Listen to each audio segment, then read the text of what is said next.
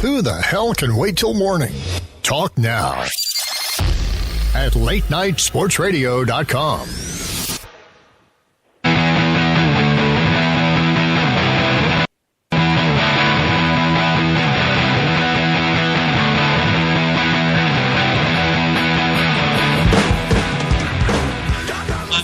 To the Johnny Bobbo Show on LateNightSportsRadio.com. You got myself, Johnny Maloris here. I'm at Maloris on Facebook, Twitter, Instagram, all that fun stuff. And Bobbo, the Bobbo portion of the show is not here, at least not yet this evening. So we'll see. The man has a day job and a night job that also the man has responsibilities is what we're getting to. And so he's not here right now. But we do have Keith Grieve, our awesome producer. And, you know, because we love it, we're going to bring on Jim Weidner a little bit later, the fantasygreek.com. That's right. Jim is the man because he's going to talk NFL wagers this week. That's going to be the new little something we're going to do here. Kind of go over some of the over-unders on those games. Also go through your fantasy football matchup dilemmas that you hashtag AskTFG on anywhere on social media or even comment on the Johnny Bobbo Show Facebook post. Go right ahead and do that. And he's going to tell us which fantasy players either just had one bad week or if it's time to start freaking out. And so we're going to get to that. We're going to get Cody later on the show. It's some music news and celebratory 40s. But most importantly, we have our guy, Mark Grote, sharing his night off with the boys here on the Johnny Bobbo Show. How you doing, Mark Grote? I am doing well, Johnny. Thanks for having me on the show, and happy to be with you guys even on the day off because it's always good to talk about the Cubs. There's not a whole lot of bad when it comes to living, dealing with, and answering questions about the Cubs.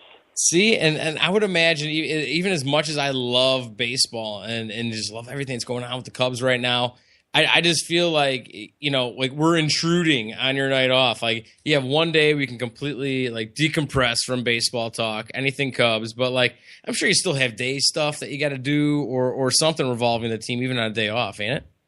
Well, yeah, I mean, let's put it this way. Like people were asking me, or I talked to my mom today, and she was like, "Well, what'd you do with your day off today?" Well, I spent a good chunk of my time today over at good old CBS Radio headquarters, taking care of some business as it pertains to the Cubs. So, yeah, my day off is a little bit tainted like that, but it's good because it means that good things are happening, and there's a lot of good planning occurring right now in terms of the broadcast, and obviously all dependent on what the Cubs do. But it's what I expect. It's my life, and once the season ends, then I'll probably be bugging a lot of people who haven't been able to keep in touch with much during the season.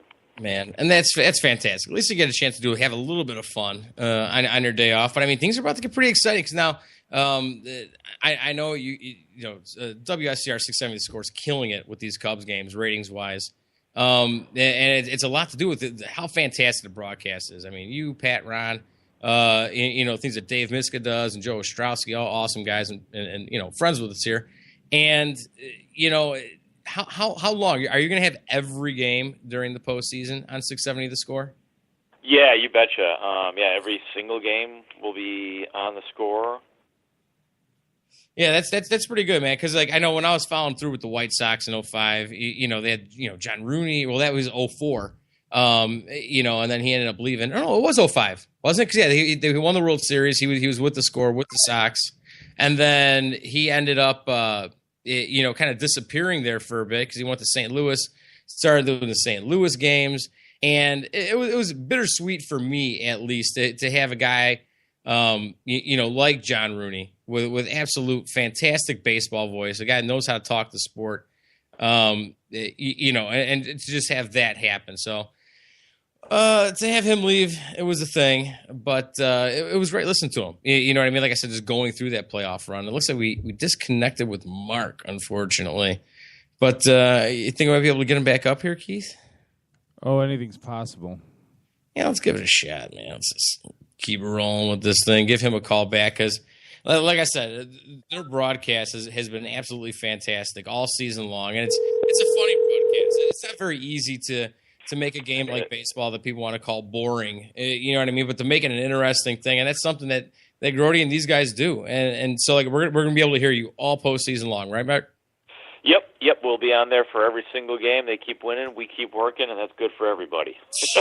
Yeah, so let's get to some of that winning. Home field advantage, didn't have it last year in the NLCS. Got swept by the Mets in 4 games. How much of true advantage is that to actually have the home field, or do you think it's more overrated and maybe just a psychological X factor kind of thing, rather than not having to face somebody's ace in game 1 or having a guy out because of an injury or something like that? I think it's always better to have home fields in sports, no matter what, despite what any numbers might say, despite right. what any past might have indicated. You always want to have home field. I mean, take a team like the St. Louis Cardinals. They've been really good on the road this year and fairly atrocious at home, which is just bizarre and hard to figure out. But you better believe that they would choose 100 times out of 100 to have every single postseason game at home still. So you always want to be in front of your home crowd. There is a higher comfort level for the Cubs, obviously, with teams in their own division, and that would bring up a team like the Cardinals, where the Cubs are very comfortable playing, just actually physically and logistically and all that kind of stuff, in the town, in the hotel, in the ballpark, in the clubhouse, on the dirt, whatever. They're comfortable playing in a place like a Busch Stadium. So there are other locales that are going to feel a little bit more, quote, foreign to them and a little bit more like you actually are on the road. But home or Central Division always feels good, I think, when you talk about it as it pertains specifically to the Cubs. Oh, yeah, absolutely. And again, we're talking to Mark Grote, pre- and post-game show host for the Chicago Cubs on WSCR 670 The Score. You can find him at Mark Grote Sports on Twitter. And one of the guys you had on the pregame show, I believe it was a Tuesday, was Jake Arrieta, and this is a guy, a lot of talk about him. Having lost basically about a mile per hour off his average speed of his fastball from last season down to about 93.6. That's according to Fangraphs. And there's a really good article in the Chicago Tribune the other day, talking about Madden and his discussions with Chris Bosio, and about Jake and how he wanted to throttle it back a bit. And that was something you kind of talked with Jake about on the show, where maybe he's looking to feature that curveball a little bit more and that cutter. How much is it about him not throttling it up right now and going overboard and trying to overthrow, and is more so about being effective and lasting long into the postseason? Yeah, I mean, it was a really interesting conversation that I had with him, at least from the perspective that he was giving me. And the thing that stood out to me was that he admits that he is, I don't know if guilty is the right word, but I'll use it, that he's guilty of not using all of his pitches and depending a little bit too much on the fastball. And as you said, maybe working on the curveball, a little bit more of the cutter, slider, whatever the case may be. That really stood out to me, and something that really stood out to me last year. I mean, there was so much talk about Jake Arrieta last year. I mean, we were all completely hyper and obsessed with Arrieta, rightfully so, based on what he was doing. And the thing that stood out in all the conversations that I had with other people about Jake Arrieta was Craig Counsell, the manager of Milwaukee, and I asked him, just kind of an open-ended question about Arrieta and what makes him so good. And he said that when this guy is using all those pitches, and all those pitches are good, and they were good, he says it's almost not fair. So that was sort of the secret to his success, or why he thrived so much last year, and he admitted that he's gotten away from that a little bit too much, and that he's used too much of the fastball, and not that that's a horrible thing, because that's pretty good too, but that's the thing that stood out to me, that he needs to use more of his pitches. Yeah, and I think you can kind of become a victim as a starting pitcher, especially when you become, as good and as dominant as Arrieta was, where, you kind of get, I guess, a big head about it, and you want to keep just gassing guys and just throwing as hard as you can, because you can do it, and especially with the movement that he even has just on his fastball. But, I mean, we both saw as a Chicagoan here, the transition that Chris Sale made, going from, coming out of the pen, as the closer, just throwing hard heat, and then all of a sudden being able to let up and start throwing some of those off-speed pitches. And I like honestly, I think Jake's going to be better for it and is going to be healthier because of it, because of making that switch to more of the off-speed stuff. You still got Mark? That means no. Man, that's okay. We'll call him back. He likes it when we call him like 5 times for a segment. And it's our favorite thing. We have to call Mark back 5 times for a segment because, I'm back. Skype promised us that they had taken care of this because we've embarrassed them on Twitter a couple times. And I don't know, nobody really sees our tweets to them, but I mean, apparently someone did there. Because, it was like 5 weeks in a row, and it was good last week. But something about the outside callers where we reach out to someone on a cell phone, and for whatever reason, we keep losing it. So I hate doing this to you, Mark. But that's all right. Thanks for being patient and dealing with it. But I was just saying, seeing that transition that Sale, made, is that something that you kind of see? You know what I mean with Jake and being able to last longer and actually, being more effective, having making use of all of those pitches that he can throw. Yeah, I mean, you just said it. I mean, I think that has to do with longevity, and I think that it's probably a hard sell to guys like Chris Sale and Jake Arrieta and any pitcher who throws hard and has devastating type of stuff, to tell them, hey, tone it back a notch, throw a few more pitches, pitch to contact, allow your fielders to make plays the way, a la Kyle Hendricks. And that's hard to tell a guy like Chris Sale or Jake Arrieta who can blow you away with a fastball, who can give you wicked off-speed stuff, wicked movement. So, look, use your stuff, let them hit it to some degree, pitch to contact, because you're going to last longer that way and you're going to be more effective in general that way. I mean, part of the issue that Jake Arrieta has had this year, not being as dominant as he was last year, is that, to some degree other teams and hitters have a better game plan against him where they're not fishing for all of his stuff. And he becomes a little bit more predictable too in certain counts and when they're going to get good stuff to club. And I think that's what Jake has been victimized by to some degree. Yeah. Oh, absolutely. And I guess maybe one of the other guys that I thought was kind of an important piece of this bullpen, especially now going into the postseason. Look at a guy like Mike Montgomery. I mean, his 5 starts with the Cubs when he kind of went with the 6-man rotation, sometimes being the 5th starter, with an injury here or there, but 1-1 with a 3.27 ERA and 33 innings. And, how important has he at least been to the team to be that 6th and 5th starter when need be? And how important is he about to be going into, the offseason where Matt says he's not going to start another game here? They're going to kind of get him used to that reliever role and be those guys in front of, Pedro and Chapman and company. Yeah, I mean, he's been really important because they tried a couple of different things that didn't work in terms of the 6-man rotation, but Montgomery has given them exactly what they have needed. He's kind of been the preserver of that.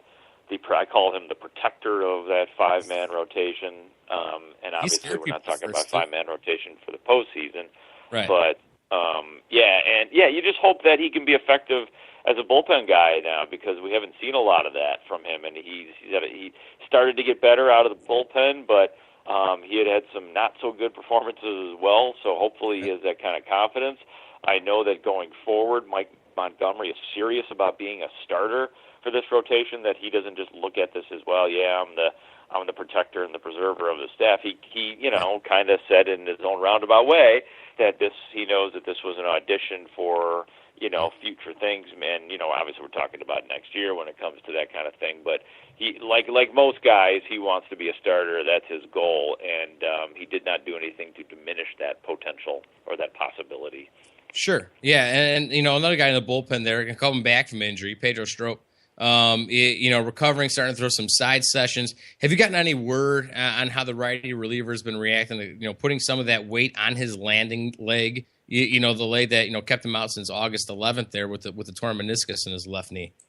Yeah, I mean, it's been nothing but good reports. I watched him do his side session or simulated game, whatever you want to call it, from the other day, and he was throwing really hard, man. I mean, he was bringing noise, and he looks good. He tells us, we got to talk to him after he threw that the other day, and he said he feels great. I mean, obviously they're not always going to be totally and completely honest with us. They're going to be honest with their trainers and the people backstage. But everything has checked out. It looks like he's going to get into the game tomorrow. That's the plan, at least, to activate him, and not only activate him, but get him into the game at some point in time. So that's good news for the Cubs because obviously he's a huge part. He's a huge part of that middle relief group there, and that's the thing. I mean, I guess we'll want to try him one more time here, Keith. Just one more, and then we'll let him be. He can do his thing. We'll go on about our business. I feel it's worth another call here because I can make it quick. We got him lined up here for him. Yellow. Yeah, all right. This is the last time I do this to you, Mark. But I'm winding things down with you here. But he's a really. You were saying, he's a big important piece of that rotation. You can carry on from there because that's basically where we lost you. Oh yeah, massive. I mean, we got to see it for a little while, the 7th, 8th, 9th with Strop, Rondon, and Chapman, but that's the way it's going to go down. I mean, you've got some other really good pieces that can be put in those spots too. The high leverage now. Carl Edwards Jr. started to earn more and more time in those spots. Justin Grimm has been really good. So really, if you really do get Pedro Strop back, and he really is healthy, and he really is as effective as he had been throughout most of this year and his time with the Cubs, and you really have something good and important. So tomorrow's an important day for Pedro Strop and for the Cubs in that regard, for sure. Yeah, and when it comes down to getting rest and getting guys healthy, Madden stated earlier on in the week that the final 13 games he's not going to worry much about getting the regulars plenty of playing time. He's gonna try to get these guys some rest. And who do you think on the team would probably benefit most from that? I mean, we heard Obi-Wan's Zobi. He was talking about the benefits of rest. Coming up when right after the All-Star break there. John Lackey, the elder statesman, kind of been here, done that. Maybe a little bit too country tough. To be getting gas towards the postseason, because that's why he's here. He didn't come here to get a haircut, but or even a guy like Jorge Soler, with the hamstring injuries he's had, that's a guy that I see as being a must on that postseason roster, just because of the fact. Get this, I don't even know if you know this. His slash line in Cubs wins is 304, 379, 551, and 158 at bats, but in Cubs losses, his slash line is 0.95, 230, 190, and 63 at bats. I feel like he's an important piece, and you want him around even though he doesn't play a bunch of positions. Yeah, I mean, we're seeing much more of those scalding doubles and scalding singles he hit last year turn into home runs this year. So, I mean, he has worked in earnest with John Maley and Eric Hinsky and Joe Madden, for that matter, on getting more loft, and that has definitely benefited him. I think that the rest thing, too, it's going to definitely benefit somebody like Anthony Rizzo, who kind of had a slide towards the end of last year, and a kid like that who's young is not going to admit that he's tired, but as Joe Madden says, he likes to get these guys off of their feet, so I think it's important for him. For Chris Bryant, who is a guy that who it seems excruciating for Joe Madden to have to take him out of the lineup sometimes, and it's really hard for him to take out Bryant and or Rizzo, but they will have that benefit coming down the stretch, and as I think it was Rizzo who said that 1 day of rest equals like 3 months of energy or something like that. So the benefit is high for somebody like Anthony Rizzo, I feel like. Right. Oh, absolutely. And kind of getting a chance to look at some of these guys that came up on the September roster. Who is that must-have guy, that specialist guy, whether it be out of the bullpen or whether it be, for me, it's almost somebody on the bench that's going to be able to come in and, either be able to pinch run for you or pinch hit for you. Who is that guy right now that you're kind of rooting for, that you want to see on this postseason roster if the Cubs are actually going to win the series? That's a tough one. I don't know if there's anybody I'm necessarily rooting for. I think that I'm okay with the regulars. I mean, one of the guys that's maybe you could say you're rooting for, I suppose, to some degree, but I trust will do the right thing with, would be Albert Elmore Jr. I don't know if he's going to make the roster. I mean, I think obviously he gives you excellent defense. He's a good base runner. He's not necessarily like a speedster or anything like that. It's the offense that still is not 100% in terms of is that playoff ready? Is that somebody who you'd want to put in start a game or put in for multiple innings? Definitely a question when it comes to do you keep him on the roster for his defensive capabilities? Because that's what it would be with somebody like Albert Elmore Jr. But honestly, man, there's not a whole lot of thinking outside of the box. I'd like to give you a better answer to your question, but at this point you can't really afford to play around and have like a favorite or a dark horse guy. If they're a dark horse guy, they're probably not going to be on the roster. Yeah, absolutely. Well, again, Mark Grote, I'm going to let you go before we lose you randomly again and have to fight back. I know I appreciate you coming on, especially your night off. We can find you at Mark Grote Sports on Twitter. And anything to look forward to in tomorrow's pregame show?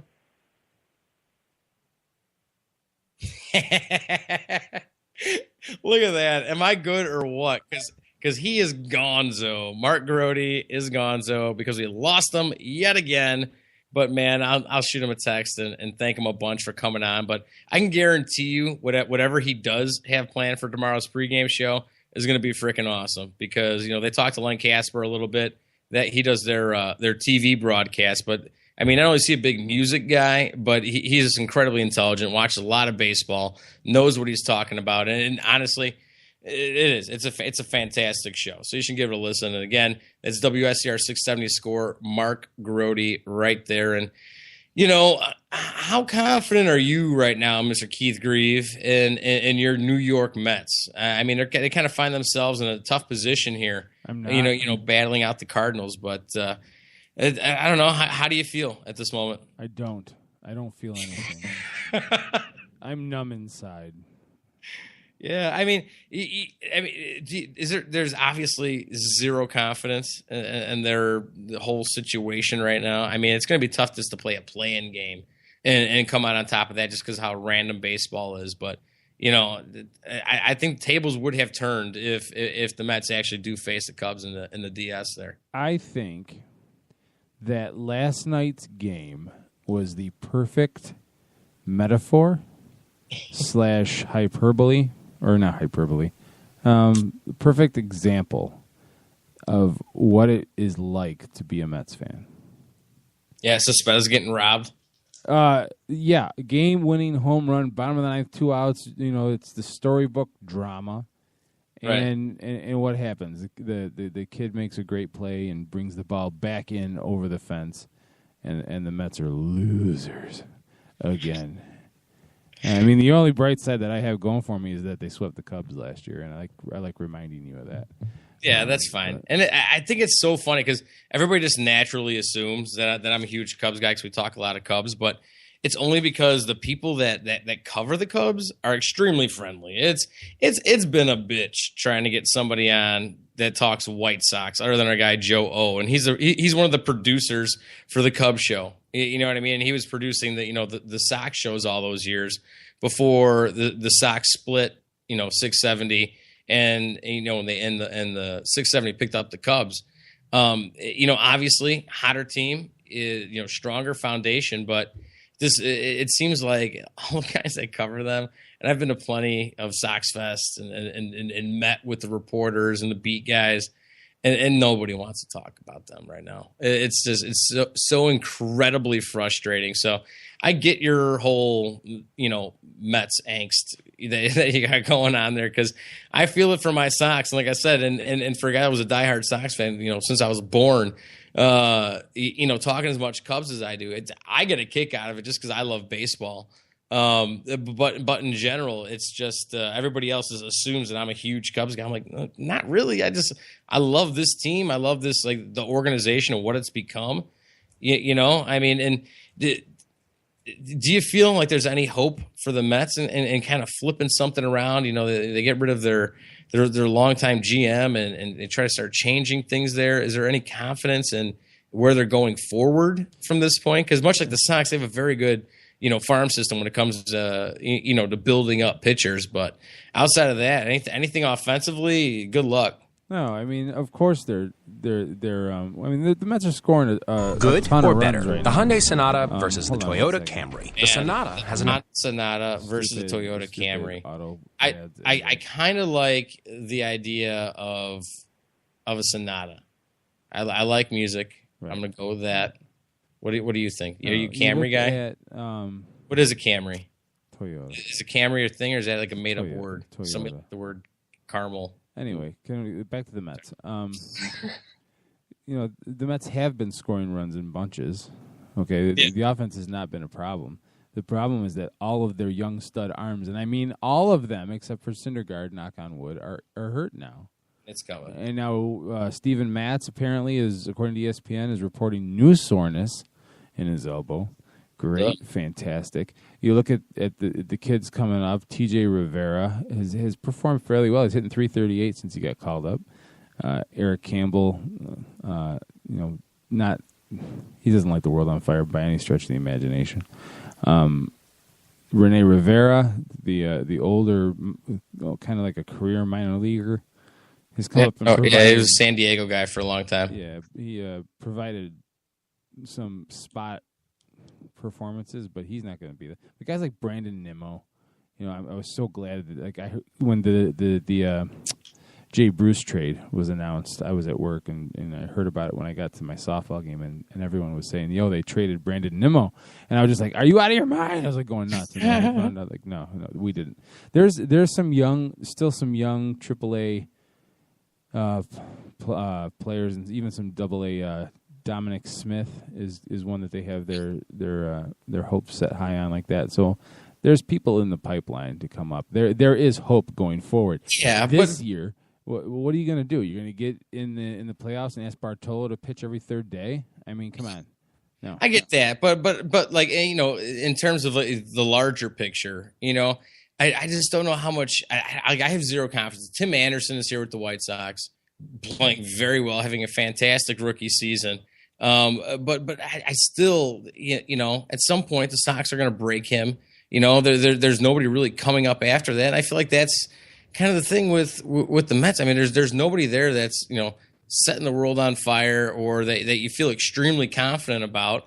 And just seeing the fact that they've been able to develop pitchers, okay, you figure that's their bread and butter. I mean, you look at what the Cubs have. They just go through and just acquire pitchers. Whether it be through trade or free agency, but when it comes to developing hitters, it's absolutely incredible. You look at Schwarber, you look at Soler, you look at Chris Bryant, Rizzo, all these guys that they've just found and made work. You know what I mean? And they're a big threat. I mean, hitters are going to win for you when you got an entire roster that can hit. At some point, you can find a way to have to pick up some pitching. You know what I mean? Whether it's by spending the money or moving some of those hitters. So I thought that was a very interesting way and a very intelligent way, the way the Cubs went about, building this organization from the ground up. Yeah, no, you can't throw shade at it because it's working. You know what I mean? It's You're not in a position to try to say, well, they shouldn't have done this, they shouldn't have done that. They're lighting the world on fire right now. So.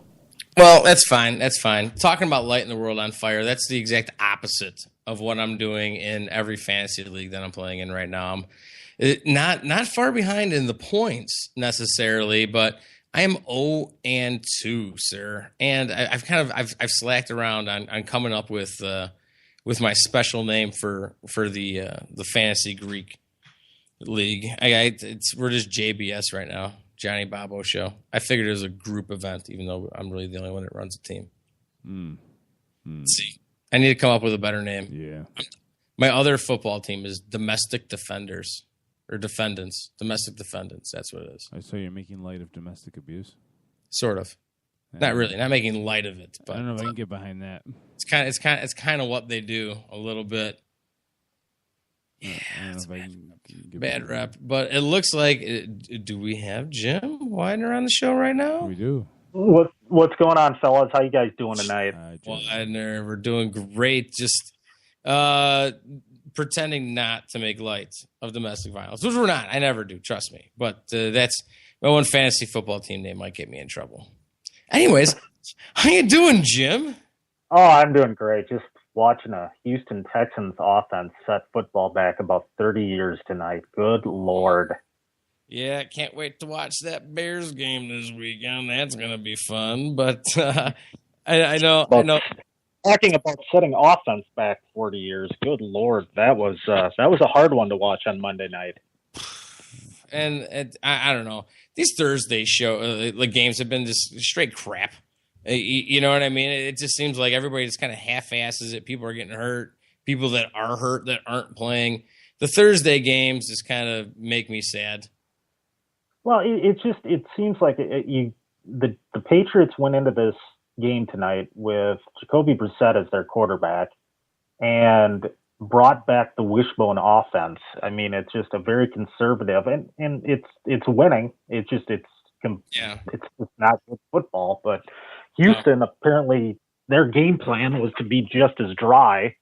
And it's a battle of watching Brock Osweiler throw 5-yard outs to his tight ends and not attack the defense at all. So I mean, hats off to Belichick for running making Bill O'Brien play down to his level tonight. So I mean, it's a good win for them, or it looks like it's going to be a good win for them. So. Yeah, man's got to do what he's got to do. You know what I mean? He is the genius in the hoodie. You know what I mean? You can't take anything away from Belichick. You know. Oh, he's down to his third quarterback, and he's winning. Last time I checked, 20-0. So hats off to him, or in his case, his hood. Yeah. I mean,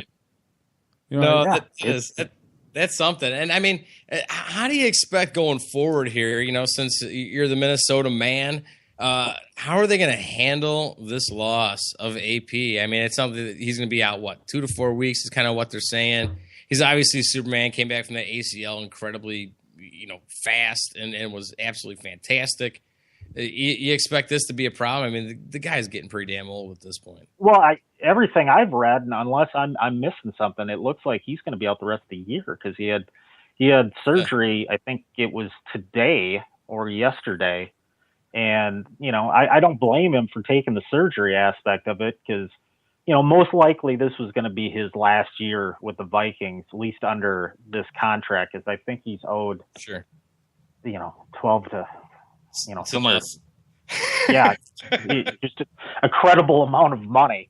And I think they're going to be fine. I really do. And I think it's been interesting, the Minnesota media, and if you listening to all these call-in shows, that the fans aren't panicking because the fact that he was off to such a rocky start these first 2 games, and Bradford had a really good game against the Packers on Sunday night. So, it'll be interesting. I think they're not going to miss Matt Khalil. He's going to be lost, it looks like, for the season with a hip injury, but he wasn't playing well and really hasn't since his rookie season. So I don't think it's going to be a big loss.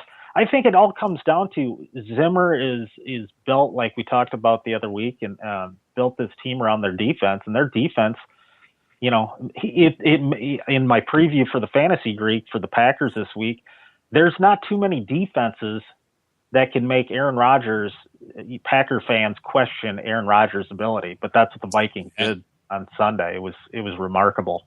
Yeah, and I mean, what is the problem there with Green Bay right now? I mean, you just assume that with the receivers back, it seemed like everything was in good shape. You got your chubby running back. He's kind of slimmed down a little bit. Everybody feels like they're going in a good direction, and then just kind of kerplunk so far. Nothing exciting at all. Well, how much time are you going to allow me tonight? Because I could talk about this for. Take it away. It's remarkable. I think a lot of this falls on Mike McCarthy's shoulders a lot. I think that I was writing tonight for my preview that will be up on the Fantasy Greek hopefully tomorrow. Okay. McCarthy has got this offense so confused on what their identity is. 1 week they're a fast pace, no huddle offense, and last week it was methodical, slow. What I saw on Sunday was a game plan that was so flawed. It was, I can't even put into words. I mean, when you're at from third quarter on, your biggest offensive threat is to heave it up and hope for a pass interference call.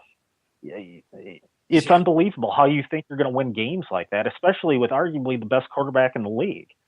It was shameful. I thought the personnel groupings that McCarthy put in, because he's the play caller now, when he took back play calling late or probably mid-year last year from Tom Clements, James, when they're down 10-7, their offense has struggled all night long. They're in the third quarter down to 10-7. They're in their Vikings territory. And instead, on 4th and 2, kicking the field goal, he goes for it, which is questionable enough. But then you throw on top of it a shotgun handoff to James Starks. Yeah. Remarkable. Oh, my God. It's remarkable. Yeah, and that was the thing that got me, too. I mean, you look at Lacey. I mean, the guy's averaging 4.3 yards and 26 carries over 2 games, and has been at least some, sort of at least kind of momentum or rhythm for that offense. And then, you hand the ball to James Starks at that point, and I don't know. Was he trying to get too cute and try to trick somebody? Like, oh, hey, James Starks is in here. We're not going to run it right now. It's crazy enough that we're going for it on 4th. I mean, it just seemed like such an insane decision. I don't know. And if it isn't bad enough, we're going to do it, but we're going to run out of shotgun without a fullback, which they have on their roster in front of James Starks. That was stupid. You can't. It was one of the worst calls I've seen Mike McCarthy make since he took over head coach. It all led up to this week. He had a press conference with the beat writers in Green Bay, and he said that I'm not a conservative head coach. Well, it almost seemed like he was trying to go out of his way to show people he's not conservative. But right. in all aspects, he really showed everybody he was stupid for doing that. And hey, what do I know? I'm just a guy that likes football. I cover it for the Fantasy Greek. But when you have your number 3 option at that point, if you're not going to play Eddie Lacy or have Eddie Lacy in on that down, your number 1 option should have been in most cases having your quarterback, who is probably, when he's playing well, one of the best, maybe the best quarterback in the league. No, instead you hand it to your backup running back in a shotgun formation. It was remarkable. And an offense that struggled throughout the game to make that call at that time, it was a slap in the face to their defense. Their defense had played really well, and you're saying, well, I don't think they can hold them. Everything McCarthy did during that game, I thought it was a mistake. I just thought that, your wide receivers are not separating from defenders. This week they kept saying, we got to trust the process. Well, the process looks like it's broken. So he doesn't adjust. That's what makes Mike Zimmer who Mike Zimmer is right now. He adjusts. The first series they gave up a touchdown, they adjusted. Mm-hmm. Mike McCarthy stuck with the same game plan throughout the game, and he thinks that the process will work. Well, the process didn't work, and now you've got people questioning Rodgers, the Packers, and everything. So, I mean, it's a big game going into Detroit, or with Detroit coming into Lambeau, and that's, it's not do or die. I read somebody wrote that it's do or die this week. Well, it's not. Let's dial it back a little bit. It's not do or die, but they could go into a big hole here if they lose this game, and the Packers fans will go crazy if they lose this game. Yeah, well, I mean, let's start it off, man. Let's start getting into some of this, laying some money down on some of these wagers. Right now, what I'm looking at, consensus line is Packers by 8, okay? And so, the Lions, they're 1-24 straight up and 6-17-2 against the spread at Lambeau Field since 1992. Which way are you throwing the bones here? Well, I would probably, if betting was legal in Minnesota, I would probably take the Packers on the money line. But favored by 8, with such a chip on Aaron Rodgers' shoulder right now, I would actually take the Packers with the points. I think that they're going to put up, I would expect a big production this week. But to me, it's a tough call, but I would take, be on the safe side, take the money line and put money on the Packers. But if you want to be a little gutsy, you can take them -8. That's cool. Now we're going to keep in the NFC North here. We're going to look at the Minnesota Vikings. They're 5-1 against the spread in their last 6 games after facing Green Bay. and the Panthers have lost 8 of their last 12 games against NFC North opponents. Here's a key stat for you. We got the Vikings. They're 18-4 against the spread in games outside the NFC North. Underneath, Mr. Mike Zimmer, including 16-1 against the spread against opponents owning at least one victory on the season. Which way are you leaning in here with the Panthers getting the line right now by 7? I'm leaning towards the Panthers on this. The Vikings defense has played really well, but they're playing. If you don't like Cam Newton, that's one thing, but you got to admit how good he is with both his arm and his feet. He threw it for over 360 yards last week, 4 touchdowns. I think you're gonna see Zimmer's defense push to the limit. Then you throw on top of it your top running back, your Hall of Fame running backs out for the year probably. You don't have a left tackle. They're going to be starting TJ Clemmings in place of Khalil this week. I like the Panthers, and I like them with the points. And you should, sir. And so I guess now we're going to spin it a little bit here. We're going to be looking at the Denver Broncos, at the Cincinnati Bengals. We got the Bengals by 3 here. And let me tell you a little something about the Bengals, okay? Well, first of all, the Broncos, defending Super Bowl champions, 8-18 against the spread in the initial road games, but 24-12-1 against the spread as underdogs in non-division games. And Denver has defeated 19 of its last 25 AFC North opponents. Which way you laying your money here? I'm laying it on Cincinnati. I really think Cincinnati, Denver, unbelievable defense, probably the top defense in the league. But Cincinnati's going to, I believe, play tough at home. Not a huge Andy Dalton fan. I think it's going to be a low-scoring game. I do like probably more so on the money line with the Bengals. 3.5 is a lot to be favored by. I mean, if you could, I don't know. The 3.5 for Denver, I think, is probably not going to happen. So it'd be a little conservative. Put it on the money line for the Bengals. All right. And we might get to Andy Dalton here a little bit later if we got a moment here. Please. Yeah, and we got Jim Weidner at Jim Weidner 51 here of the FantasyGreek.com. And we're going to look at the Oakland Raiders at the Tennessee Titans. And right now we got the Titans by 1. And the Raiders, they're 2-8 straight up and 3-7 against the spread at visitors in series since 1988, dating back to the Houston Oilers. All right, and so Tennessee 1-14 straight up and against the spread in its last 15 games as an underdog against AFC foes. Which way are you thinking you're going here? Empty out the account and put it on Oakland. I think it's kind of barbaric that Tennessee is favored in this game. I think Oakland, Derek Carr is a very good young quarterback. I like what the matchup against the Titans this week. Titans have played pretty decent defense in the first week against the Vikings and then last week against the Lions. But I think it's a whole different deal with Derek Carr at quarterback instead of seeing Sean Hill and even Matt Stafford last week. So I take the money line on Oakland, make a little money on this and throw it down. I think Oakland takes Tennessee easily this week.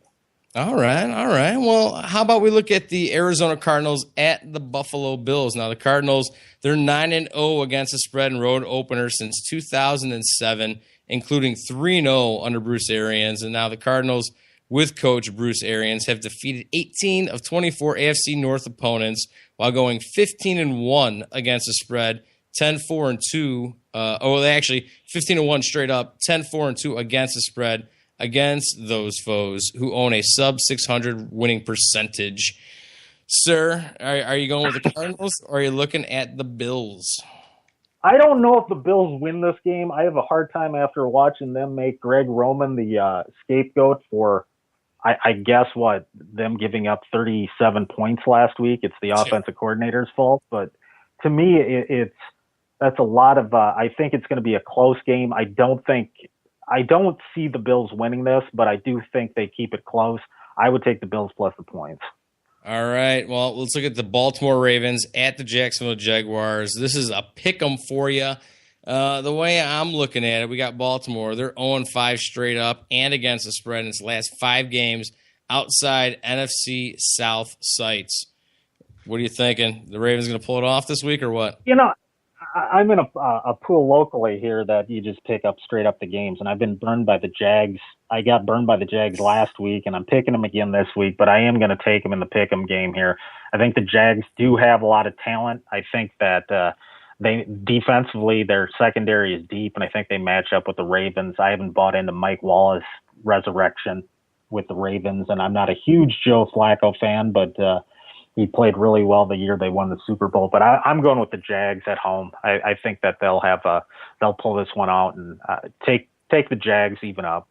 All right, well, let's see how ballsy you can get here. We got the Cleveland Browns at Miami with the Dolphins favored by 10.5. Right now, Cleveland, they're actually 7-3 straight up and 8-2 against the spread in its expansion history against sub-500 AFC East opponents. Is that enough to make you swing the other way? I mean, they're giving up 10.5 now. Come on. Oh, I would touch this game with a 10-foot pole. Yuck. I just take the under. I probably would on this one. Cody Kessler's going for the Browns. Unless if you made me take the Dolphins, what was it, 9.5? Mm-hmm. Man, I just stick with the money line if you really feel the desire to. Well, one, if you're betting on this game, you've got to have it. I mean, you've got a problem, and two. No, just take the money line if you really need to bet on this, because I have a hard time if it was somebody even middle of the road. Not with the Miami. I think that you're looking at I just take the money line on that. They're too dangerous of a team to. Yeah, it's if you're gonna bet on this game, take the Dolphins on the money line, but 9.5 with Ryan Tannehill can go up and down. He can throw 300 yards one game, and then the next week he'll throw, $195 with 2 picks. I don't see it. So just take the money line. Be safe on that. Yeah, and if you are going to bet that game, send me a tweet and I'll give you the right phone number. I can get you in contact with somebody that can help you with your gambling problems. But we got the Washington Redskins at the New York Giants, and right now the Giants are favored by 4.5. New coaches, Ben McAdoo of the Giants, coming off back-to-back season-opening wins, are 18-4-1 against the spread in Game 3 since 2000. What do you think? You think Ben McAdoo is going to be able to pull this off here against the Redskins? No, I don't see it. I like the Skins. 4.5 plus 4.5 on this one. I think that the Giants, the NFC East is just. It seems like a very weak conference right now. I think Kirk Cousins bounced back this week. I think take them 4.5 over the Giants. I don't see them as a dominant NFC team or overall in the NFL. The Giants. So I would take the Skins 4.5. All right. Well, how about the San Francisco 49ers at the Seattle Seahawks? And right now, Seahawks by 10 in this one. Seattle 6-0 straight up and against the spread in the second of back-to-back division games since 2013 with an average winning score of 29-7. You're going Seahawks here, right? Absolutely not. They put up 3 points against the Rams last week. I mean, wasn't it a 9-3 game against the LA Rams last week for right. Seattle? Didn't that? Yeah, that's a lot of points to give to an offense that put 3 points up against the Rams last week. Take the points with the Niners. I don't think the Niners win this game, obviously, but plus 10 is a lot of points to give up for an offense that. Only scored 3 points on the Rams last week. Go plus 10 with the San Francisco 49ers. You got it. All right, Los Angeles Rams, same team we were just talking about here at the Tampa Bay Buccaneers. The Buccaneers, they got 5 right now. They're favored. And the teams that are 9-30-3 against the spread the following game after facing the Seahawks under Pete Carroll, and when playing an opponent coming off of a loss. A lot of information right there for you, sir. Are you going to pick the Bucs? Or are you going to pick the Rams here? I'm going with the Bucs on this. I'm not a big Jeff Fisher guy. I think that as you saw in that game last week for the 10 people that watched the Seattle LA game from start to finish, that their offense just with Case Keenum is just not going to put up many points. I think Jameis Winston is going to put up some points and throw the ball around the yard. I think that, take the Bucs with the points. Okay, we got the Philadelphia Eagles actually at home against Pittsburgh Steelers. We got the Steelers by 5. That's from sportsbooksreviews.com. And right now, you're looking at the Steelers. They're 1-6 against the spread when facing a 500 or greater opponent after having played the Bengals. What are you thinking? I'm going with Pittsburgh on this. I think the Wentz kid has played really well the first 2 weeks. Last week, he played really well against the Bears. I do think that Pittsburgh is going to put up quite a few points on this Philadelphia defense, even though they switched to a 4-3 this year under Jim Schwartz. But I do like Big Ben on this and with the points, so I'd take Pittsburgh on this one. Okay, New York Jets at the Kansas City Chiefs. Let's see, we got the Chiefs by 3 here, and Jets head coach Todd Bowles is 5-0-1 against the spread as an underdog in his NFL career. Is he going to continue that trend, sir? I think it's a close game. I think, but I do like the Chiefs on this one.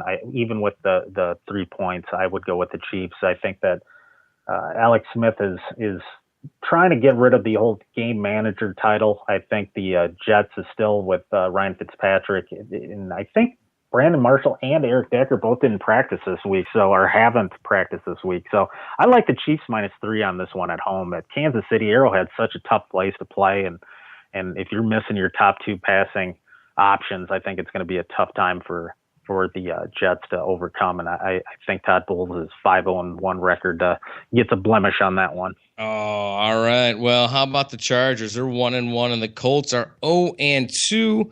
Right now, you've got the Colts by 3 in this one, and San Diego, they're 11-3 straight up and 13-1 against the spread all time as a visitor in this series. That's pretty strong right there. That's hard to debate. I think the Colts are they're just a hard team to understand. Chuck Pagano probably should have lost his job last year just because of the drama that went on there. I think I've made my point about Ryan Grigson many times, the general manager of the Colts. So, but I do like them at home. I think that Andrew Luck is going to bounce back. I don't think the Chargers are elite by any means. I think -3 is not too much to give. I think the Colts -3 on this one. Okay, all right. I'm going to take your word for it here, my man. Now we got to take it to my town, the Chicago Bears, 0-2 right now. No Jay Cutler. Things are looking ugly against the Dallas Cowboys.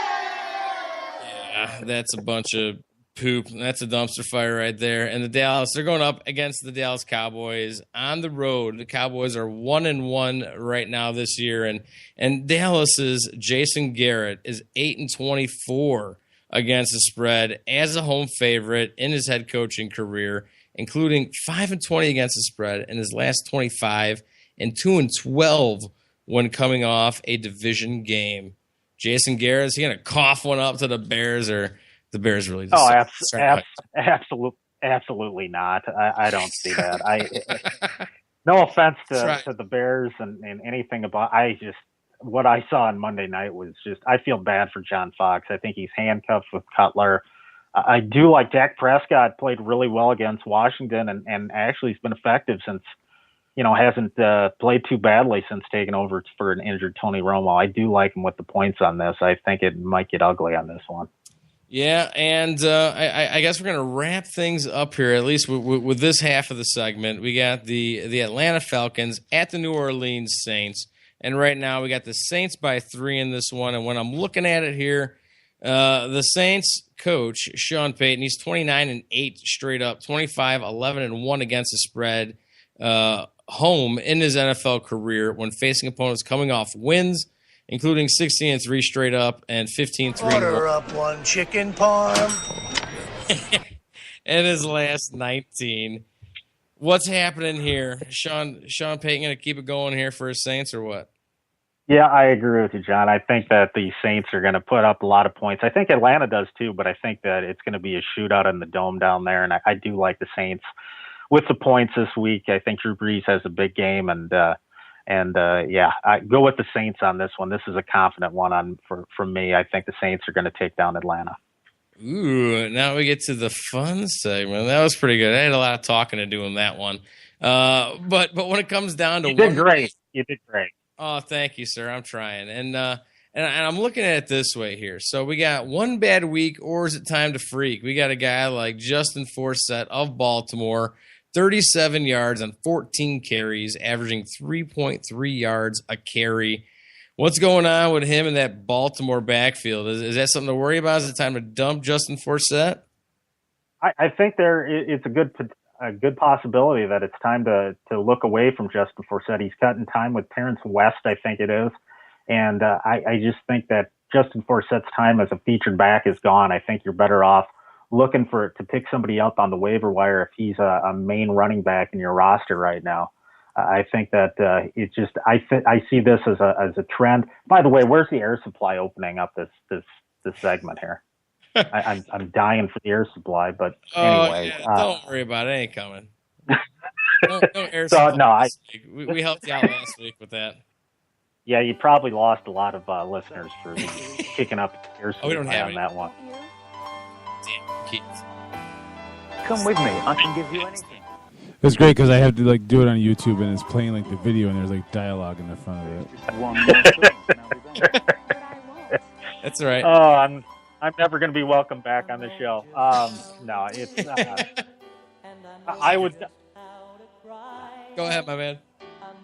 Yes, you got to let it breathe. No, I think if you're going to see this as a trend, I think that this is going to be. You're going to have a hard time. It's almost like a Mike Shanahan running back system right now. I think that Justin Forsett isn't going to. At one point, he was released and they had to re-sign him. I think this is going to be probably going to keep happening as you go on through the season. Well, I mean, maybe you can be a little bit more optimistic here about a guy like Jameis Winston. 4 touchdown passes week 1, then turned the ball over 5 times last week. What are you thinking? I mean, he's going up against Arizona's tough defense, but what are you thinking about Jameis Winston here? Can everybody just chill out a little bit, or is it time to chill out? Listen, he's still in his second year as a professional. He's going to still have some down games. I think that he played a tough Arizona defense. This week he's going up against the Rams, which I think that he's going to probably put up a lot of points. So I would say that, stick with Winston. I think he's going to have a good week. I don't see this as a trend. I think this is going to be, it was just a one-shot deal. And again, cut him some slack. He's still in his second year. He's going to still have some hiccups. I just don't see this as a consistent thing going throughout the season. Sure. I mean, and this is a guy that's probably going to scare people a little bit more, and I'm sure he has to this point. Antonio Brown of the Pittsburgh Steelers, and he's already been fined twice this season, but it just seems like his quarterback can't find them. Just 4 of his 11 targets is what he caught last week. And, are we just going to write this off as a bad day at the office for Antonio Brown? Is he going to turn this thing around with Mr. Ben Roethlisberger? It's just, if you think this is going to keep going on, it's just a total panic if that's the case. To me, it's still early. Oh, it was. I mean, no doubt about it, but it's still early in the season. Roethlisberger loves throwing him the ball. Stick with him. It's not going to be a consistent deal throughout the year. It just won't. Okay. Well, how about let's take it to another wide receiver here. Right within the NFC North, some Golden Tate of the Detroit Lions, catching 2 of 9 targets for 13 yards. Let's face it, man, that just ain't going to cut it. And until the Lions can start using him a little bit more effectively, I think you should probably be pretty leery. How about you? Is it time to freak? Yeah, it's time to freak out on that one. I think the fact that last year Golden Tate played with Calvin Johnson, which had a huge effect on his numbers, having Johnson play opposite of him. And already Marvin Jones from who was with the Bengals before he came over free agent to Detroit, he had 108 yards receiving last week. I think that he's going to be the main target. I think Golden Tate's going to be hurt by this. I think it is time to freak out, even though I do have to point out that Tate had a couple big games against Green Bay last year in their 2 matchups, but still, that was with Kelvin Johnson playing opposite of him. I don't think it's going to get any better for Golden Tate, so you might want to start checking the waiver wire if Golden Tate's in your starting lineup. Yeah, you got it, man. And and you're talking about Mr. Johnson that came over there and has been doing things with the Lions. I know. Yeah. You're going to make my buddy Aaron a very happy man who's in Detroit, drafted him on his team. Probably one of the most clever, much cleverer than my fantasy football name. He's a Detroit guy, big Michigan fan. He's Honolulu Blue Balls. Love it. Fantastic fantasy football name. This like totally encompasses the entire idea of coming up with that. But yeah, I guess we're going to start getting into some of our fantasy matchups here. We had some people that reached out to us via Twitter. Also, a lot of stuff through text message and Facebook stuff. So, again, you can find us on the Johnnie Bobbo Show on Facebook. Also, the FantasyGreek.com. They have a Facebook page. Check that out, too. I'm sure you can get in touch with Jim or any of the other Jims that are there with the Fantasy Greek. Just hashtag it AskTFG. And we're going to start off with the running back situation here. A Matt Jones of Washington at the New York Giants, or Tevin Coleman of the Atlanta Falcons at the New Orleans Saints. That's from Mr. Pete. Well, I tell Mr. Pete to take Tevin Coleman on this one. I think that there's going to be a lot of points scored down in the Dome down in New Orleans on Monday night. And I feel that, as we talked about the other day, that I think Coleman's going to bust into a lot of Devontae Freeman's playing time, and I think Coleman has the potential to become the starter probably mid-season, if not earlier. So I would go with Coleman on this. You're going to see a lot of points scored, not much defense down there, and I would go over Coleman over Jones on this situation. All right. Well, how about a tight end situation here? Coming from the Windy City, Zach Miller of the Bears at the Dallas Cowboys, or former Chicago Bear, Martellus Bennett, which was playing tonight, of New England against Houston. That's from Tim. Well, I don't know how many. I was watching the game, but they targeted Bennett quite a bit with Gronkowski coming back off an injury. He did play tonight, but I would have gone with Bennett no matter what, because the dumpster fires that are the Bears, I don't see any. Even with Alshon Jeffrey, if he was healthy, I wouldn't take it or start him in your fantasy lineup. I think that offense is struggling right now. Their offensive line isn't playing too well. I would have gone with Bennett in this situation no matter what. Yeah, and I'm with you there. And I'm trying. Maybe I'm not quick enough on this. I don't know how to use the Google as well. I was going to tell you what he did tonight, and no, I can't do that for you. But we're gonna move into a quarterback situation. Our buddy Noah reaching out to us, and this is going to be a matchup of the same game, same quarterbacks facing off against each other. Drew Brees against Matty Ice of the Atlanta Falcons. There, Atlanta on the road at New Orleans. What are you thinking? I think both will put up pretty good nights or pretty good points on Monday night. I don't think either of these teams like to play defense too well. And I think that, but out of the two, I would take Brees. I think Brees is going to have a big day at home and down in New Orleans, and I would take him over Ryan. I don't think you could go wrong either way, but I think I would go with Brees. Again, Matty Ice and his cheesy nickname I haven't bought into. I know he had a big week last week in Oakland, but it's just, it's like saying Jim Bob Cooter, the offensive coordinator for the Lions. My guy. The best name in the NFL. But no, I would go with Drew Brees on this. I think he's going to put up a lot of points down in New Orleans and this week. And but really couldn't go wrong with either one. But I think Brees puts up the most points. Okay, all right. Well, how about a wide receiver matchup here? Mike Wallace of Baltimore at Jacksonville, or Doug Baldwin of Seattle at home against San Francisco. That's for Lori. Well, Lori, I would go with Doug Baldwin on this one. Like I said earlier in the show, I haven't bought into the resurrection career of Mike Wallace yet. And I do like the Jags secondary. I think it's deep. I like Jalen Ramsey, who will probably be matched up against him quite a bit. I would go with Doug Baldwin. Don't know, they struggled last week to score points, but Baldwin is Russell Wilson's number one option. So I would go with Doug Baldwin. I think he's going to put up a pretty decent week. It's not going to be elite by any means, but as your number 2 or 3 receiver in your starting lineup, I think that he'll put up some points, maybe play him in the flex position, and he'll get you some points. Sure. All right. Well, how about running back deal here? Isaiah Crowell of the Browns at Miami, or LaShawn McCoy of Buffalo at Arizona, or actually at home against Arizona. That's for Eric. I don't want to mock Eric, but how do you have any Browns on your fantasy team? I know. That's a move. I mean, if they don't suck already, they're going to get hurt. You know what I mean? Or if they're suspended.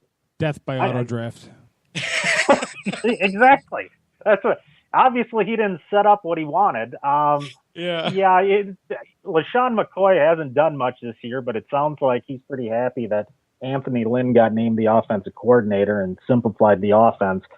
I don't even think there's a question. You got to go with McCoy just out of potential. I mean, I know Crowell, I think last week had a big game on like 5 carries over 100 yards, some crazy yards per game average, but still, I mean, you've got Cody Kessler leading your offense. I know you're going to have to run the ball, but the Dolphins are going to probably sell out to stop the run. It's not even a doubt to start McCoy and hope for the best on that one. It's got to be better than starting a Brown in your fantasy lineup. I'm with you. All right, here's our last one. This is for the Fox man. Quarterback situation. Jameis Winston came up earlier in the show of Tampa Bay at home against the Rams, or the Mr. Marcus Mariota of the Tennessee Titans at home against Oakland. This is an interesting question. This one jumped out to me when you sent this to me. This is an interesting one. Both coming out of last year's draft, and what was it, 1 and 2, I think. So Oakland gave up a lot of yardage last week to Matty Ice, and Winston is coming off a tough game, as we discussed, against Arizona, but I think he bounces back. I know the Rams have Greg Williams, as I laugh about him being a defensive coordinator again, coordinating the LA Rams defense, but I do like Winston over Mariota on this one just because of the potential on this. So I would go with Winston. Yeah, no, I'm with you. And, Greg Williams, I guess what better place than LA for a man like him? You know what I mean? Like, if you're going to go Hollywood and find a way back into the game, that's probably it. Well, and I think it's perfect that he's on Jeff Fisher's staff. I mean, he's happy to go 8-8 and get a contract extension, I guess. What was that all about? I thought that was kind of odd. It just seems like Jeff Fisher is always thought highly from certain people of former Chicago being Bears. One of the.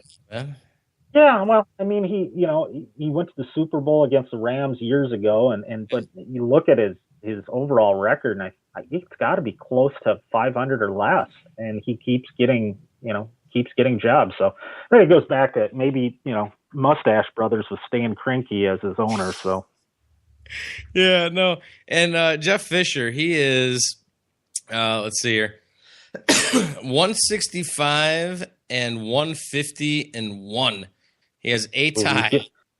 Getting up there on that 500, yeah. Yeah, winning percentage of .524, sir. So you pretty much hit that one on the head. When he lost his job in Tennessee, he became a hot commodity on the free agent market for head coaches. And I found that just unbelievably crazy. It's just, I don't get it. He's starting Case Keenum as his quarterback right now. So I don't see much coming from LA. And it's too bad that they have to get back football and then watch that get played at home. That's right, man. Melvin Gordon back-to-back 100-yard games. Just like that. I'm telling you what's happening. Yeah. So, well, let me tell you something, Jim. We appreciate the hell out of you coming on the show. And again, I know we can find it at Jim Weidner 51 on Twitter. Also, the FantasyGreek.com. You can find all those articles, not only on the FantasyGreek.com. Just get that the Fantasy Greek Facebook page. Go there, like that thing, and you'll just get the updates all the damn time. And so you don't even have to hunt them down. They will just randomly find you while you scroll through pictures of puppies and monkey costumes and whatever other nonsense that I'm posting and clogging up the newsfeed with. Well, hey, I appreciate it. I always feel welcome when I'm on your show, and thanks for having me, John. It was great. Fantastic. Well, that's because you're great, Jim. We appreciate you, buddy. You have a good night, all right? All right. Yeah, you too. Take care, guys. All right, be good. There he is, Jim Weidner, at Jim Weidner 51 on Twitter. Check him out. Read his articles. He's going to be posting one relatively soon here with the Fantasy Greek. Looking like that's going to be coming out tomorrow. And no time to diddly-daddle here because we got our guy, Cody VanCura, on vacation joining us tonight. What's happening, brother, man? Hey, what's up, guys? Oh, not much. You just drinking some Four Locos? No, I've been basic little boy drinking pumpkin beers all day. Ooh, pumpkin beers. I like those. Man. O'Fallon's is the best of the pumpkin beers. I'll tell you that right now. Wait, I have neglected my duties here. Uh-oh. Hang on, we'll get back. And now it's time for the man, the myth, the emo prince of the Midwest, Cody VanCura.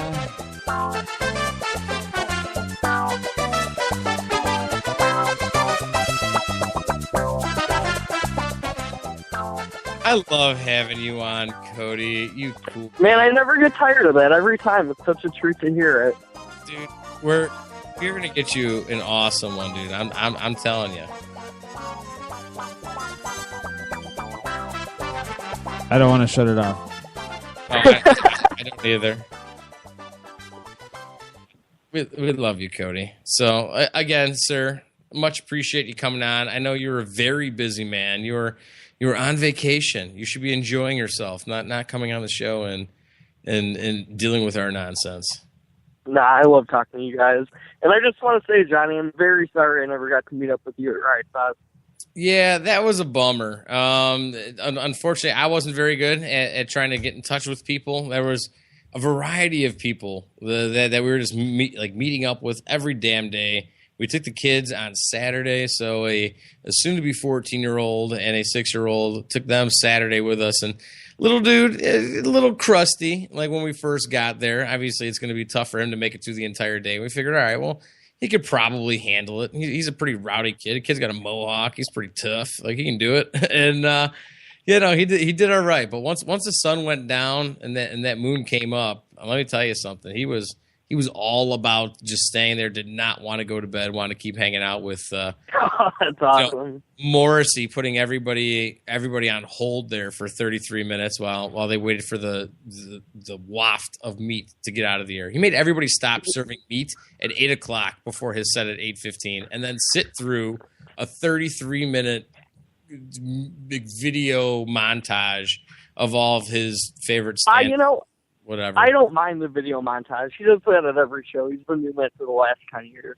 But the whole meat thing, that's pretty ridiculous. Also, I posted on Facebook about it. I was talking to the security guard. Not only did he make all the security guards change clothes because he wanted to be the only one in blue, he knocked water out of the one guy's hand and said, "Don't drink bottled water in front of me. You're taking it away from the fish." That can't be a real story.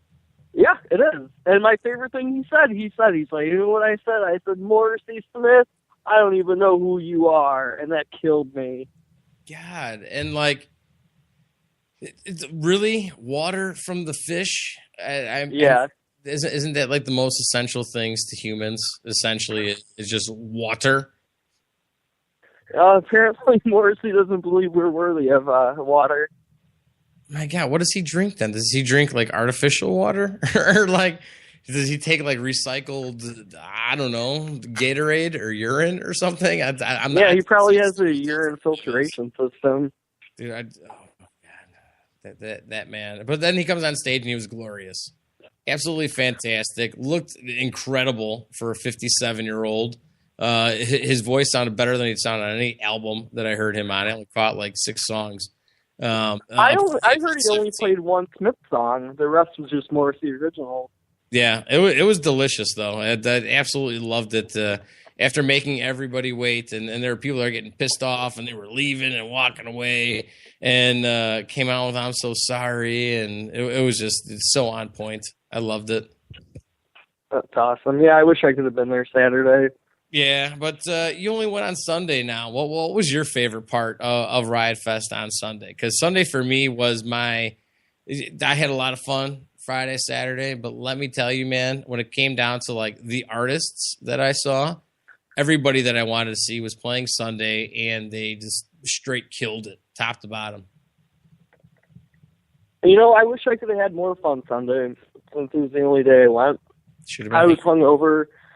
I threw up the night before at 5 a.m., woke up at 10 a.m. to go see Swingin' Utters, which was fantastic. It's one of the bands I've always wanted to see since I've been like 13. So I saw them, got 2 beers during their set. Immediately I'm drunk again, had to go to the porta potty, threw up again, felt better, thought I was good enough for another beer, had another beer, threw up again during the Wonder Years, felt better again, had another beer, and then threw up again after Me First and Gimme Gimmes. You just wasted like $70, I think. Yeah, I threw up a lot, dude. And you threw up in Porta-Johns. Oh, that had to be brutal. Oh, yeah, it was one of the worst experiences of my life. I'm sorry. For as much as I love Riot Fest, and incredibly peaceful. And Sunday, the lady friend, she did not come with me. So it was strictly me and my buddy James Bailey, the Lobster Man. We basically just trolled around all of Riot Fest all day and just mingled with people, social butterflies, made a ton of friends. And it was just incredible to see, like, not only there were a lot of kids, like all ages, from babies to like, preteens that were hanging out there all weekend with their parents, but also just how cool everybody was. There were 0 arrests all weekend. There was only 1 last year. And just fantastic vibes all about that thing. And I didn't hear about anyone like getting trampled this year either, like prior years. So I thought that was pretty good. Well, things got pretty insane last year with System of a Down. Yeah. Things got crazy 3 years ago with Blink and Fall Out Boy when people were getting trampled. So it's been a reoccurring thing that's happened every year. What? Who's getting at a Blink and Fall Out Boy show? I don't even think I got crazy when they were. Dude, it's the push pit. It's the push pit. Like, everyone wants to get to the front. People fall down and they get trampled. It's not because the pit's too hard. It's just there's so much shoving going on. People get knocked down. Dude, no need for that. No, none of that. I went into a pit last year for the first time in like probably a decade. And it was just like, hey, let's just bounce off each other. Nobody was throwing punches or getting crazy. It was during Less Than Jake, right? No. Actually, they had the big circle pit, and I kind of just laughed at everybody that was in it because that was the funniest. That was like a revolving door of just different generations of people in the huge ass circle pit, which is one of the coolest things you could see live. What a fantastic band live they are. I miss them this year. I wish they were playing. They didn't play this year. You know what I mean? I'm just saying. I miss their presence at the Riot Fest. But, I got into the Coheed pit. And just because I knew it wasn't going to be ridiculous, and I'm old and I'm broken, and so I can't really handle too much of that tough stuff anymore. I play baseball. That's tough enough. You get any pits? You managed to get in any pits this weekend or what? No? Dude, I haven't been in the pit in probably a year and a half. I'm so sore every day and tired. My body just can no longer take it. Come on, you're not that old. How old are you, Cody? I'm 31, almost 32, brother. You're what? I'm 20? turning 44 next August. Yeah, you act like it sometimes, you big baby. That's all right. But no, I was in the pit a little bit for the Wonder Years, which I have to say probably the worst out of Sunday that I saw. Really? Yeah, I was really impressed with Thursday. I thought Thursday. Yeah, they played at the same time, and I really should have seen Thursday. Oh my god, dude! And they haven't been playing much because they've been like kind of broken up. There's like some family members that are in the band. Yeah, and the whole controversy with Jeff Rickley too, with his record label. Right. And they were like rumored to break up probably like 7 or 8 years ago, and then it kind of like finally came through where they really haven't played like any shows. They maybe like 4 in the last like 4 years, to be honest. Right, because Jeff's been doing a lot of solo stuff too. Dude, they absolutely killed it. We were sitting there, James Bailey and I was like, man, here, listen, I hyped up Thursday. I was like, you got to see these guys. Meanwhile, I'm texting the guy that got me into radio and sending him like videos and pictures of all the awesomeness that was happening. He's like, dude, they still rule. And I was like, yeah, yes, they do. They're very loud. Oh, yeah. and just everybody gets into it, and it's a really hard show, and so like James Bailey's totally getting into it, right? And so I take a glance to my right as I'm like screaming at the top of my lungs, having a great time, and there's Kevin Kellum, and I was like, Kevin. So like we just brought the little pit that we had of me and James Bailey, like little tornado, like over to Kevin, and we worked our way up to the front of the show. Man, it was such a blast, especially seeing him there because I know he works for KQX here in Chicago, and it didn't really have much a chance to catch any of the shows. You know what I mean? He's like, I was instructed that I'm allowed to catch one show. And, everything else is like, 15 minutes of this, 20 minutes of that. Then he's like doing something or doing an interview or, some kind of monkey work because man's on radio. He's very good at what he does. And so he's on demand and really didn't get a chance to catch a lot of sets. But like, I'm pretty sure he saved his one set for Thursday and we enjoyed it with him and it was fantastic. That's awesome. I just have to say my favorite thing about you seeing Thursday with James is like, James has been on the show before. He's a goofy guy. Oh, yeah. I'm sure if you played Thursday for James, like anywhere, he'd be like, "What is this? This is emo. This is garbage." And just seeing him live, completely different experience for him. Yep. And he actually told me probably like 7 times throughout that night, and probably a lot more once he started drinking more heavily. It was telling me, man, you got to play these guys at the coffee shop. I want to hear this. Oh my god, I was like, hilarious, dude. All right, if you're down to listen to them, and it's funny too because I saw Eddie from the tattoo shop there as well. It was really, really funny to see how many people went to see them that I wasn't really positive. Like, I knew Eddie was into them, but I didn't know Kevin was that into them. You know what I mean? Like James, that was a completely new experience. Brought him for that, and like for him, what was brand new also was the Flaming Lips. And have you seen the Flaming Lips live before? No, I haven't. I've never actually been a huge Flaming Lips fan. My God, you wouldn't be until you watch them live. Wayne Coyne is one of the greatest performers. Yeah, no, I've always respected Wayne. His stage presence from the videos I've seen has been incredible. The man is absolutely out of control.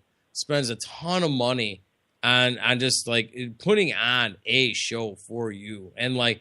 He may not the Flaming Lips have a ton of albums out there. There's a lot of experimental stuff, but I mean, when you combined all of his best songs, I mean, the dude could put out 3 albums of just like his greatest songs, but the way he put things together, that show was absolutely out of control. It's life changing. I'm not even kidding you. You see them live, and you're gonna be like, oh my God, you will never leave a show happier than after having seen Flaming Lips. I'm not even kidding you. It's I still saw confetti on the ground on Sunday.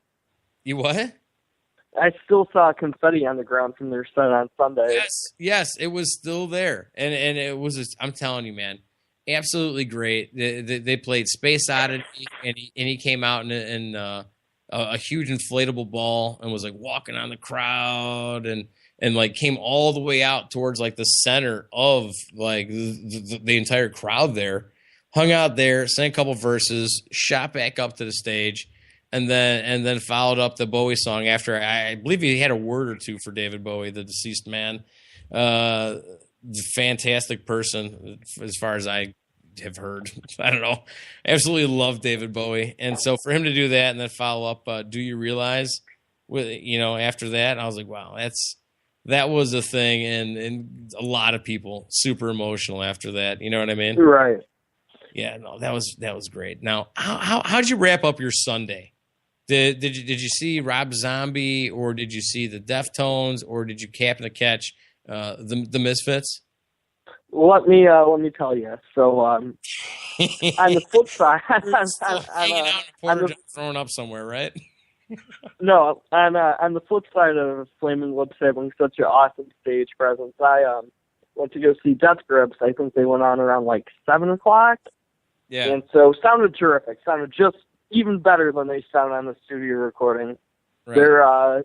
Their stage show lights were pretty much completely off. It was like dim purple and red flashing lights. You couldn't see anything on stage. And so I was already really, had a splitting migraine. I stayed for 15 minutes, made my headache even worse, and I went home. So that's how I ended my riot fest. I left around 7:45. I am incredibly sorry to hear that for you, Cody. Yeah. That was an expensive day of just shit for you, pretty much, huh? Yeah, it was a terrible day. I'm so sorry to hear that, man. Yeah, and I tried to meet up with as many people as I could, you know what I mean? And just couldn't catch up with everybody. But I saw my old roommate, Laurie. That was freaking awesome, seeing her and her girlfriend, all that fun stuff. But just what a blast all weekend. Just such awesome people. And we got to find a way to get you there all 3 days next year, buddy. Yeah, there's always next year. It's going to be better next year. Yeah, he says he's never going to miss another Riot Fest for the rest of his life, is what he told me. Good for James. He's repeated such things, and I don't blame the man. It's a great fest. I love the lineup that they come up with. I wasn't like incredibly impressed with the lineup they had this year, but I still had a fantastic time. And actually, you know who really impressed me, and I wasn't really all that thrilled to go see him. I was familiar with their stuff, listened to their first album. Was Fits and the Tantrums. Really? It's really good. Really, really, really good live. They bring their entire band with them and just really high energy show. Got everybody dancing. And the lead singer, Fitzgerald, he was telling all sorts of stories and kind of gave you a background of the different stories too, which was kind of cool. And just like real nonchalant, like, hey, I'm going to tell you a long ass story. It was just like, oh, hey, this ever happened to you? Blah, blah, blah. And like totally gave you the idea and like essentially in so many words explained the song to you if you actually like understood and knew the lyrics. I was like, man, it's a really cool, dude. Yeah, I enjoy the hell out of them. So if they ever came back, I would for sure be open to see a Fits in a Tantrum show again. Yeah. No, all in all, I guess the best that I saw was Me First and the Gimme Gimme. Did you have a chance to catch them or no? No, I missed them. They were up against somebody. I wasn't there. I feel like they went up against like the Deftones or something like that. I was like, I think so. Sorry. Yeah. Lose. Yeah, because they had a few jokes about the Deftones. Yeah. Okay, that makes plenty of sense. Yeah. No, Deftones blew my damn eardrums out. That was one of the loudest shows I think I've ever seen. They were incredible. They do a special like anniversary spot for Riot Fest, or they just play a mixture of songs? No, they just played a solid mix of stuff. I know they. Okay, I thought maybe they played White Ponies. So no. Gotcha. Yeah, no, it was absolutely a mix of stuff, and we had already walked. There was 2 stages in between where they were playing. One of those 2 stages was active, the one that was closest to me, and then them. Okay, on the other far end. And I'm all the way out by like the food section where like there's food and there's a bunch of like bathrooms and stuff. They were clear as day, just straight drowning out the band that was like on the stage closest to me. I was like, oh my God, these guys are insane. You know what I mean? Because I had the end there. I was like, all right, let's go get some eats and stuff and whatever. But man, that was a fantastic set. But Cody, my man, any other? Can I wrap it up with some closing thoughts about Riot Fest, my dude? Let's get him. All right, man. So after the others played, I'm waiting in line for the freak show, and so I bought a Swing and Other shirt. I have it by my side, and the woman in front of me, she's about 45 years old, and she says, "Wow, you like the Swing and Others?" And I said, "Well, yeah, I got here at 10 o'clock to go see them." So we started talking about old punk rock, and she's asking if I'm seeing Me First in the Gimme Gimmes. I'm talking about Joey Cape with her, and conversation ends up going back around to how much we both missed the way Riot Fest used to be, back when it was spread out at different venues. And I guess they're trying to do stuff similar like that now with the after shows, but I just don't think it's the same. So I hope maybe in a few years a festival will come around like Riot Fest used to be. Yeah, I mean, I can get how that's fun. I think it's kind of more of a pain in the ass than it is fun. You know what I mean? For me to like having to be bouncing around between different venues. It's just so much less claustrophobic, dude. Yeah, you know what though? I still think there was plenty of room to move around. It was just hot. Yeah, no, there definitely was. Yeah, but it's just like I like the smaller shows. I liked when it was at Cobra Lounge and Beat Kitchen and Subterranean. It's great now, but I just hope maybe we could finally have in a few years a festival that's reminiscent of early Riot Fest. Well, we'll see. We'll see if Riot Mike can get a reunion back for his old ways of doing things. Yeah. Last little thought here for me. Saw the specials. That was a thing. They were awesome. How awesome were they? Oh my God! Like if there was a video of a monkey in a bunny costume playing baseball, I don't think I could be any happier. And the specials put me in that zone, dude. It was dancing it up, having a good time. Everybody was having so much fun. It was that was a party of a set right there, dude. Everybody was having a blast. Are we not going to play this? Awesome. Are we not going to play the song for Cody? What song are we going to play for? Oh, yeah. Play the song real quick before we let you go, Cody. So, I don't know, maybe Cody's even seen this or heard it, but I caught an episode of Live from Daryl's house last night, and it was Aloe Black was his guest, and they did a version of Maneater that I think is fantastic. Oh, I can't wait to hear this. All right, here we go.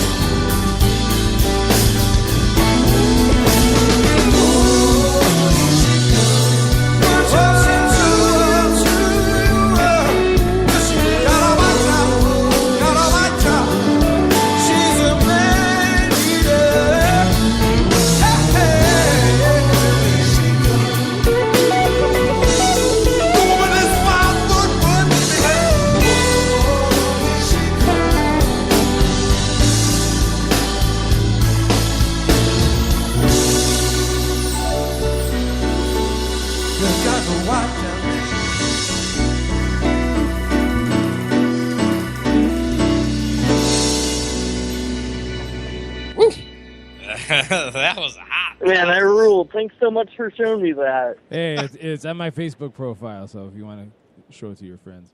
And I'm so glad that Daryl has that show so he can keep making music like that. That's awesome. Thanks so much. Dude, if you love live music, you'll love that show.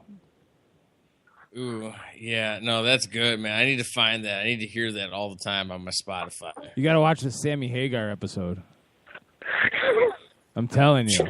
Just to watch the two of them talk, because then you find out that Eddie Van Halen actually once reached out to Daryl Hall to be the lead singer. Really? Oh, that's incredible. Yeah. We should talk to Greg Renoff about that. Right. Our Van Halen expert. Right. All right, you guys have a great night. See you, Cody. You got it. Love you, brother. Yeah, you can find Cody, the awesome emo prince of the Midwest, at your local Ashbury Coffee House out here. Otherwise, you can find him on Celebratory Forties on Facebook. Much like you can find Jim Weidner. Jim Weidner is also on the Facebook with the Fantasy Greek and the FantasyGreek.com. You can also find him at Jim Weidner51 on Twitter. And our most favorite friend in the world, Mr. Mark Grote at Mark Grote Sports, WSER 670 The Score, 670thescore.com. And Cubs, man, they're doing stuff. So be sure you follow that man on Twitter. And definitely a funny follow and the man that knows his stuff. And our guy, Keith Grieve, you can find him at Keith Grieve on Twitter. Also, 87 Sports Fans. And also LN Sports Radio. And I'm Johnny Malores. You can find me at Malores pretty much everywhere. Facebook, Instagram, Twitter, Facebook, and find the Johnny Bobbo Show Facebook page. Like it, love it. We do fun stuff. And thank you all for listening. Be good.